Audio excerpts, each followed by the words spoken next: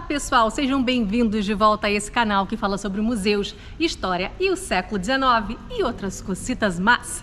Hoje estamos em Lisboa, no Museu Nacional do Coche. E que são coches, né pessoal? A gente no Brasil chama de tudo de carruagem, mas aqui a gente descobre que cada um deles tem um nome específico.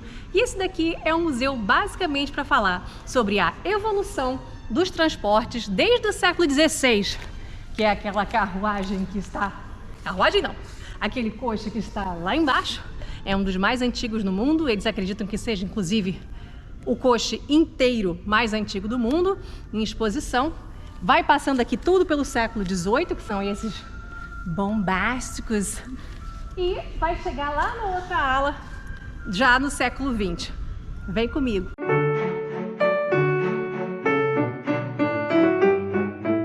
Bom, pessoal, como sempre, vamos começar pelo início. O Museu Nacional dos Coches é um museu bem antigo, porque ele foi fundado em 1905. Para quem viu meus vídeos anteriores, sabe que a monarquia aqui em Portugal terminou em 1910, quando foi proclamada a República. Então, esse é um museu que foi criado ainda no final da monarquia portuguesa e foi por ordem da última rainha portuguesa, a Dona Amélia de Orleans e Bragança. E aonde que ele foi fundado? Aonde que ele começava? Ele fica em Belém, o atual museu fica em Belém, assim como o primeiro museu também fica em Belém. Por sinal, os dois prédios coexistem, né? Fica um do lado do outro, o antigo e o novo. É uma região incrível para você que vem visitar aqui em Lisboa. Eu super aconselho aí a Belém, porque ali você tem o padrão dos descobrimentos, você tem a própria Torre de Belém, você tem o Mosteiro dos Jerônimos, a igreja e o mosteiro. Você tem os famosos, a casa, né, dos famosos pastéis de Belém. E você tem o Museu dos Coches, se você gosta de visitar museus. Como você está aqui no meu canal, certamente você gosta de museus e gosta de história. Muito bem, então os dois ficam ali em Belém, cara a cara, um do lado do outro, é só atravessar a rua. Mas vamos falar desse primeiro prédio. Que prédio é esse que Dona Amélia de Orleans e Bragança quis fundar um museu? Bom, ela, percebendo o valor histórico, artístico e histórico da coleção de coches e carruagens que ela tinha, ou seja, que a Casa Real Portuguesa tinha, resolveu fundar um museu no Picadeiro Real, que fica ali em Belém. O que é um picadeiro? Um picadeiro é uma área de treino de cavalos, de guarda e de treino de cavalos e de apresentação de cavalos. Apresentação mesmo, por exemplo, esse cavalo salta, esse cavalo dança. Vocês já devem ter visto até coreografias de cavalo, né?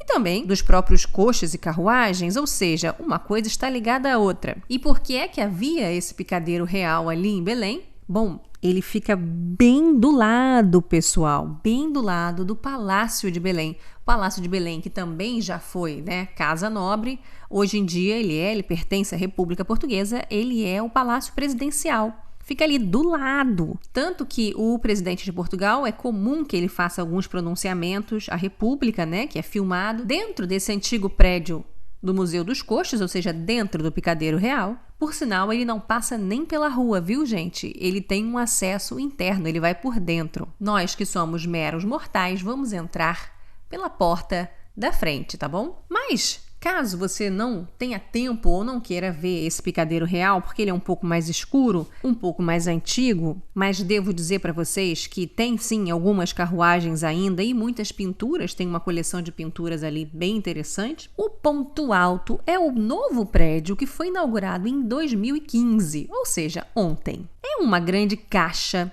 branca, é um cubo branco enorme, não é um cubo porque ele não é exatamente um cubo, mas ele é um grande retângulo branco, muito bem iluminado, que tem as melhores carruagens da coleção. É por isso que todo mundo, quando vai ao Museu dos Coches, costuma ver só o prédio principal, que é esse prédio novo. E ali dentro, pessoal, você encontra uma variedade muito grande de coches, carruagens, sege e outras cositas más. Como eu falei para vocês, é um museu que trata um pouco da evolução do transporte, da evolução da tecnologia do transporte, pelo menos desde o século XVI até o século XX, o início do século XX. Então eles têm um coche muito antigo, que é do século XVI, ou seja, do finalzinho aí dos 1500, tá? É um coche que pertenceu ao Filipe II, que foi Filipe III da Espanha. Olha quanto tempo que já faz isso, hein, gente? Eu falei 1500. Mas é também um museu que, se você analisar bem, fala bastante de política externa portuguesa, sobretudo no século XVIII. E aí você se pergunta, nossa, política externa?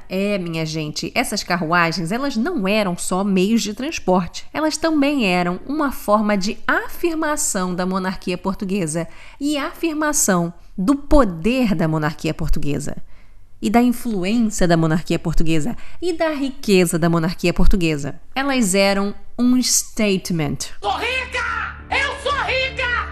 E como eu fiz a visita guiada com o diretor do museu, né? Eu sou uma privilegiada, eu posso dizer para vocês, mas venho aqui dividir um pouco para vocês do que eu ouvi o diretor dizendo e vou mostrar isso em alguns coches para vocês. Mas primeiro, o que é um coche? O que é uma carruagem? O que é uma sege? O que é uma coupé? Bom, gente, o coche foi criado na Hungria, na região de Kocsi. É por isso que tem o nome de coche, tá? Porque é Kocsi. No século XV, 1400 e lá vai fumaça, tá bom?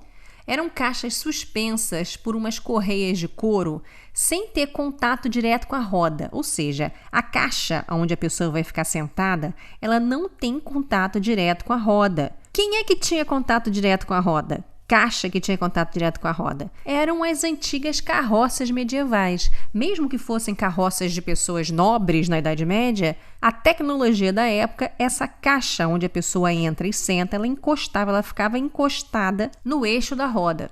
Agora, né, o coche já é uma evolução dessa tecnologia e você já consegue suspender um pouco isso com umas correias de couro. Esse primeiro coche que eu mostrei para vocês, o mais antigo da coleção ali que eles têm, que é do século XVI, ou seja, 1500 e tanto, que foi do rei Filipe II, é um coche de viagem, ou seja, um coche para longos deslocamentos. Inclusive, ele foi de Madrid até Lisboa nesse coche, uma viagem que durou vários dias, mas também porque ele quis ir parando, né, bastante para conhecer todo o reino dele, né? E o pessoal do Museu dos Coches gosta de fazer essa diferenciação entre um coche de viagem e um coche para ser usado na cidade, porque a tecnologia de fato muda. Então, os coches que vocês vão ver mais para frente aqui no museu, sejam do século XVII, ou seja, os 1600, ou sobretudo do século XVIII, que a grande parte da coleção é formada por coches do século XVIII, e a gente também vai entender por quê. Tem muito de Brasil aí no meio, ou de ouro brasileiro aí no meio. Vocês vão ver que esses coches feitos para andar dentro das cidades, eles têm uma mudança. As rodas da frente começam a ficar um pouco menores. E além disso, existe algo que eles chamam de a quinta roda. O que é a quinta roda? É uma roda que não fica em pé, ela fica deitada ali na frente e fica ligada a essas rodas menores da frente. Por quê? Porque ela permite uma rotação, um ângulo maior de rotação da frente do coche, para que ele comece a fazer curvas em ruas estreitas. Olha aí, gente, as melhorias das tecnologias de transporte. Mas como vocês podem reparar, todos esses coches que vocês estão vendo são coches de aparato. O que significa isso, gente? Significa que a esmagadora maioria da população não andava de coches. Isso aí são todos coches da família real, até porque, como eu falei para vocês, a coleção se inicia com coches que estavam espalhados nas diversas casas e palácios reais, quando a dona Amélia de Bragança manda recolher tudo isso para poder fazer o museu. E ela manda, sobretudo, recolher os mais antigos, esses mais antigos, né? Porque os mais recentes, né? Os do final do século XIX e início do século XX, ela estava usando, né, pessoal? Mas os mais antigos ela reconhecia que tinha valor histórico e cultural e quis colocar em exposição. É só quando a gente chegar no século XIX que vocês vão ver uma produção de carruagens mais massificada, mais industrializada e menos de aparato. Vocês vão ver que são coisas feitas para a população, eu não digo para os pobres, tá, pessoal? Eu digo mais para a classe média ou para a burguesia um pouco mais endinheirada, até alguns aristocratas, mas enfim, não era mais algo ostentatório. Então, se você olhar para essas carruagens dessa grande ala do século XVIII, vocês vão ver muita talha dourada, ou seja, muita madeira coberta com folha de ouro, muita escultura, muita pintura. muito detalhe. Os coches do século XVIII, das casas reais, a gente está falando em pleno absolutismo, de monarquias absolutistas. Eu disse para vocês que esses coches, eles são um statement do poder desses reis. Ele não é só um meio de locomoção. Algumas desses coches, inclusive, não foram feitos para que ninguém se locomovesse dentro deles. Eles foram feitos, inclusive alguns foram feitos para andarem vazios em uma determinada cerimônia. E mesmo assim a população do local tinha que fazer reverência porque aquele dali era o coche do rei. Então a diferenciação da sobriedade das carruagens que vocês vão ver ali no espaço do século XIX, elas são pretas, elas são clean, elas são sóbrias, elas são menos é mais, elas são a elegância é o máximo. É tudo bem diferente da ala anterior, ali do século XV, do século XVI, do século XVII, sobretudo do século XVIII, que são coches de aparato, de ostentação das famílias reais, em que tudo é extravagante, chamativo e tem uma razão de ser.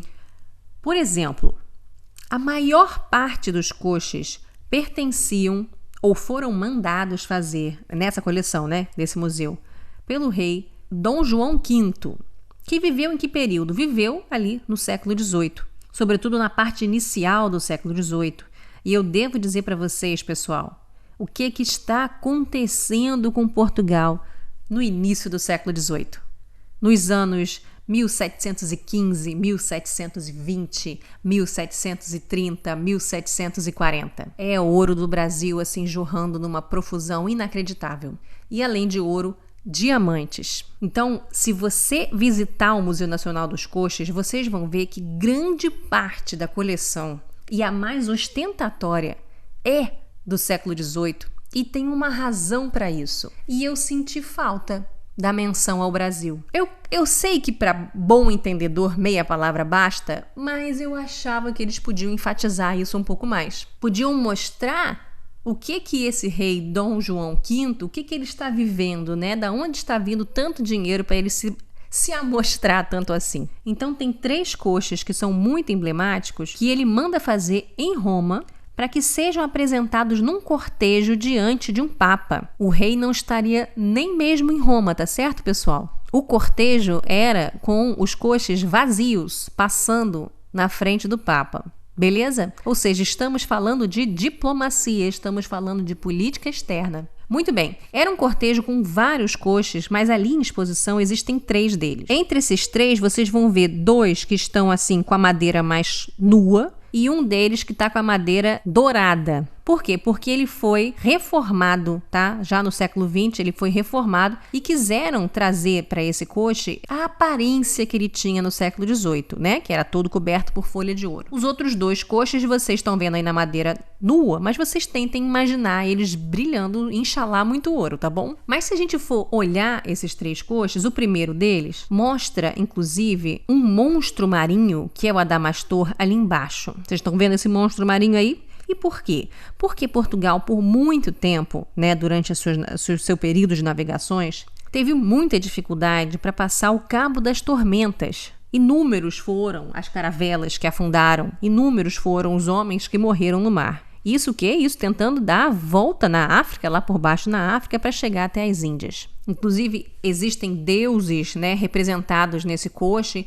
Um deles, inclusive, tem um globo terrestre na mão, Tem o deus dos mares. E já no coche ao lado, que é esse coche que foi restaurado, que está todo dourado, que é o coche dos oceanos, vocês conseguem ver claramente 2 senhores se dando a mão ali embaixo.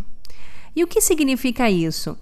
Um desses senhores representa o Oceano Atlântico e o outro senhor representa o Oceano Índico. Então mostra o quê? Mostra que Portugal conseguiu passar o Cabo das Tormentas, tanto que o Cabo das Tormentas ganhou um novo nome de Cabo da Boa Esperança. Os portugueses conseguiram descobrir tecnicamente como passar pelo Cabo das Tormentas, tanto que se tornou um Cabo da Boa Esperança. E existem inúmeras figuras, todas elas não estão ali gratuitamente, todo mundo, todos esses personagens querem representar alguma coisa. Pra gente que é do Brasil, inclusive, parece muito carro alegórico, e não deixa de ser. Afinal de contas, nós estamos falando de um desfile, não é um desfile? Não parece coisa da Sapucaí? Não parecem carros alegóricos que foram feitos para contar uma determinada história? Porque esse desfile aí é um desfile performático para que a população de Roma, e sobretudo para que o Papa visse o poder de Portugal, o poder do Império Português ali no século XVIII. Tanto que o terceiro coche é a coroação de Lisboa, da cidade de Lisboa. Então, essa moça que vocês estão vendo no centro, né, sendo coroada, é a cidade de Lisboa. E vocês podem ver que essa Lisboa coroada, ela tem um cetro na mão dela, que ela está submetendo 2 homens que estão diante dela. Ou seja, ela é a poderosa e está submetendo 2 homens. Quem são esses 2 homens que ela está submetendo? São os inimigos da fé católica. E vocês podem reparar que um deles é um negro, ou seja, ele representa a África, enquanto que o outro tem um visual mais asiático que representa os muçulmanos. Tanto que tem um pequeno dragãozinho ali, a gente chama de a serpe dos Braganças, né? É o animal símbolo, né, da família Bragança. Ele está destruindo o quê? Ele está destruindo um crescente, né? Essa lua crescente, que é o símbolo dos muçulmanos, da religião muçulmana. Então, como vocês podem ver, eu falei para vocês que isso é um statement diplomático do poder de Portugal, de como esse rei, Dom João V, que é um rei português do século XVIII, de como ele se apresentava ao Papa e como ele se apresentava, inclusive, como um defensor da fé católica também, e como Portugal se mostrava ao Papa como uma difusora da fé católica, não à toa, né? Difundiram a fé católica entre os indígenas brasileiros, né? E de que Portugal estava ali para combater os infiéis, ou seja, para combater qualquer religião animista que houvesse nos territórios africanos, para combater qualquer religião ou crença indígena e para combater, sobretudo, o islamismo. Depois, quando a gente passa, né, para outra sala, onde tem alguns coches ainda do final do século XVIII, mas já chegando no iniciozinho do século XIX, a gente vê que tem não apenas coches, mas tem também berlindas. Aí é que tá que eu falei para vocês, né, o que diferencia um do outro. A berlinda, pessoal, é uma tecnologia ainda melhor, porque a berlinda, aquelas correias de couro que eu falei para vocês, elas passam agora de um eixo a outro, de uma roda a outra roda. E a caixa onde ficam as pessoas, ela fica muito mais suspensa, muito mais alta. Então, a caixa anterior do coche que ficava balançando, ela agora vai vibrar igual a suspensão do seu carro. Ela vai vibrar de baixo para cima ou de cima para baixo. Igual, mais ou menos igual a suspensão do carro faz hoje em dia. Que é melhor vibrar de cima para baixo do que ficar balançando. Além disso, ela é muito fácil de reconhecer, porque ela tem sempre esse degrauzinho que vocês estão vendo aí, tá bom? Esse degrauzinho externo, porque no coche você tem que abrir a porta. Quando você abre a porta, você vê um degrau interno. Mas na berlinda é muito fácil de reconhecer, porque esse degrau aí, ele é externo. É mais um avanço tecnológico, tá? É mais pro final aí do século XVIII e no início do século XIX vocês vão ver muitas berlindas, a coleção tem bastante berlindas. Esse nome vem por quê? Berlinda, porque as primeiras foram feitas em Berlim, na Alemanha. Atual Alemanha, né, pessoal? Porque naquela época a Alemanha não era conhecida como Alemanha, porque ela ainda não estava unificada. E depois, mais para frente, no século XIX, a gente finalmente vai ter as carruagens. Outras mudanças são implementadas, inclusive, né, o uso de lanternas na lateral, né, das carruagens, até porque vocês sabem, né, que não existia iluminação pública naquela época. A área do cocheiro fica muito, muito, muito superior, né, então evita acidentes, porque ele fica bem alto para poder ver a rua como um todo, né, e perigos que estejam mais à frente. Enfim, eu não sou muito boa em tecnologias de transportes, mas é isso que diferencia basicamente um coche de uma carruagem, de uma berlinda, de uma sege. Também tem inúmeras seges e cupês. As sege e as cupês, elas são assim ainda mais simples, menores e mais simples. Às vezes elas podem ser guiadas até mesmo pela própria pessoa que está sentada ali dentro, ou então ela pode ser guiada por uma outra pessoa que você tenha contratado. Elas são mais rápidas, mais leves, mais baratas. E há também muitas cadeirinhas e liteiras nesse museu. O que são liteiras? Gente, liteira é uma coisa que existe assim desde o Egito do Império Romano. É uma espécie de cadeirinha de madeira com aquelas hastes grandes na frente que você pode colocar pendurada num animal, né, num cavalo, num burro. E a cadeirinha mesmo, que foi muito comum no Brasil, né, todo o período escravista do Brasil, Ela é usada para distâncias curtas, né? Sobretudo as senhoras usavam muito, e elas são carregadas, né? Pelo menos no Brasil era assim, elas eram carregadas no ombro dos escravos, né? Das pessoas escravizadas. Depois, como eu falei para vocês vão vendo inúmeras carruagens do século XIX, muito mais sóbrias, muito mais simples, feitas de forma mais industrial e padronizada. Tem até uma carruagem dos Correios, né? E tem uma carruagem prisional, né? Para o transporte de prisioneiros. Ela parece bastante cruel porque os prisioneiros ficam presos nos cubículos assim bem pequenos, sabe? Mas pelo que a direção do museu falou, anteriormente era pior, porque como os prisioneiros eram levados em carroça aberta, a população costumava fazer todo tipo de desgraça que vocês possam imaginar, né? Tacar pedra, tacar pau, esse tipo de coisa. E ao serem levados de maneira fechada, eles ficam mais protegidos, né? Da ira popular. E por fim, né? O museu termina até mesmo num automóvel ali do início do século XX. Ou seja, algo que não era mais movido a nenhum animal. Ele era movido com um motor próprio. Então, como vocês podem ver, aí uma evolução tecnológica dos transportes. Eu espero que vocês tenham gostado.